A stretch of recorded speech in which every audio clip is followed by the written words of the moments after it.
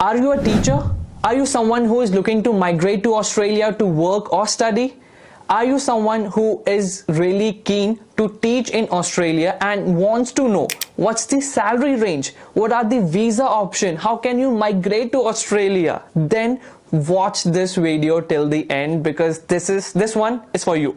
Because in this video I'll cover everything about teaching in Australia: visa pathways, PR pathways, salary range and whatnot.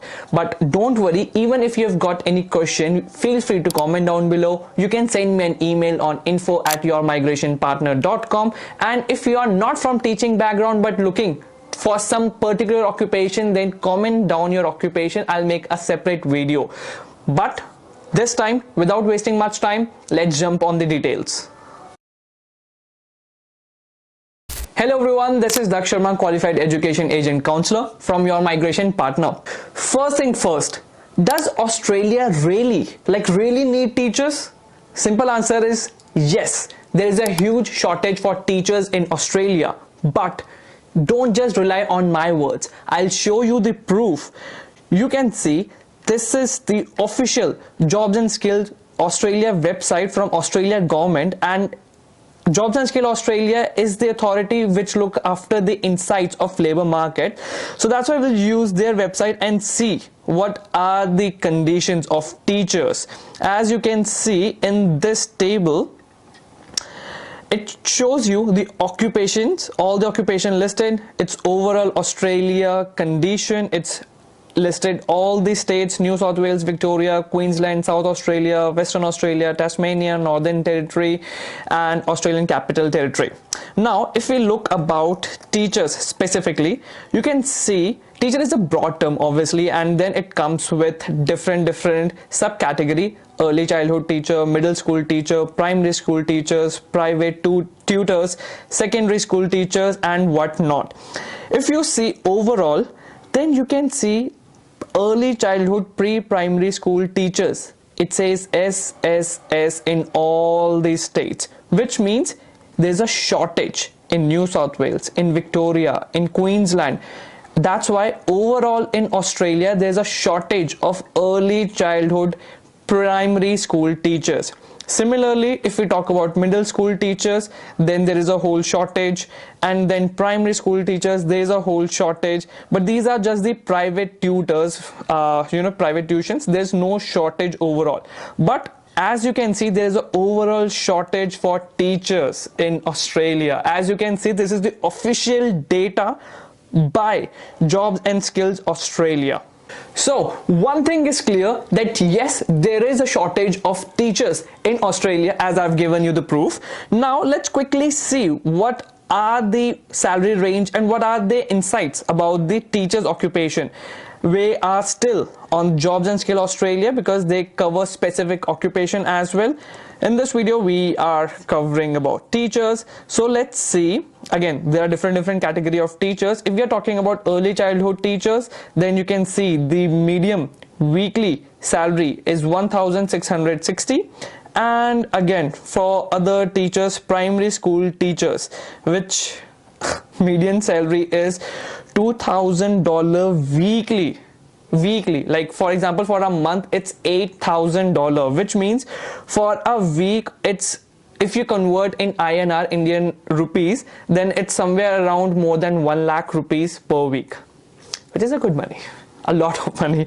So yeah, as you can see, there's a huge demand in Australia and with a good salary package as well. Right, I believe now it's time to see how teachers can migrate to Australia. What are the visa options? Again, don't just rely on my words. I'll show you the official data. Now for that, we will go to Australia Department of Home Affairs website, which is ME Home Affairs, which lists down all the skilled occupation list. Again, in this video we are talking about teacher, so we'll just look after the teachers occupation and what are the visas then they can apply. Like for example, if we stick to early childhood primary school teacher, So these are the visas that they can apply. First is 189 skilled independent point tested visa. So this is a permanent residency visa, and in the last invitation round for 189, teachers got invited at 85 points, which is fairly a good point. Now if we talk about another visa, skilled nominated visa subclass 190, it is a state nominated visa, which is again, as you can see, probably in all the states and territory there's a shortage of teachers. That's why it's good opportunity, good chances to get subclass 190 skilled nominated visa, which is again a permanent residency visa. It's a training visa, temporary visa. 485 is a temporary graduate visa, which you apply once you completed your studies on subclass 500 visa. This is the post study visa for 1.8 or 2 years. Then we have skilled regional visa, we have skilled regional visa, and then we have skilled employer sponsored regional visa. Like even if there's any school or colleges, university that are in regional area, and if you got the job, they are happy to sponsor you, then you can apply for 494 as well. Not only this, you have an option for 491 visa, which is again the state nominated visa. You have option for employer sponsors 482 employer nomination scheme 186, which is again a permanent visa. This is a scenario where employer sponsor directly an applicant with teaching background, or if they have a skill assessment in teachers, which is again a direct permanent residency to Australia. As you can see, there are lot of visa option to migrate to Australia. Again, even if this visa is not suitable for you, if you're not following or meeting the requirements for these visa, then you have option to study in Australia as well, which is again student visa subclass 500. Like for example, you can apply for bachelor's or master's in teaching in Australian university, and then you can migrate through student visa. Benefit of that is you will get the Australian qualification. With that, it's easy to get the Australian experience, employment or job in teaching, which will eventually help you to get the positive skill assessment in teaching.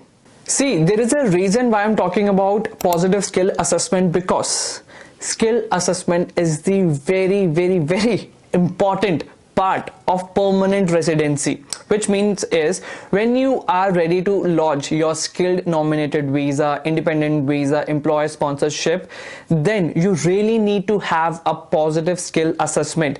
And for teaching, there is a body which is Australian Institute of Teaching and School Leadership. So this is the official website. If you want to apply for skill assessment, then go through with this website. I'll provide the link in the description, because they have mentioned everything about skill assessment, like the criteria. You must complete a minimum of 4 years full time, depends whether it's in Australia or outside of Australia. And then if you feel you have met all those criteria, then look for which occupation would be suitable. For example, primary school teacher, then they have provided the whole guide about the primary school teacher in terms of qualification, what sort of qualification they need, English score they require, documentation they require. Basically it involves everything, and once you are ready with all those documents and everything, then you're ready to submit your skill assessment. But again, if you find this whole process too complicated or too much, then don't wait.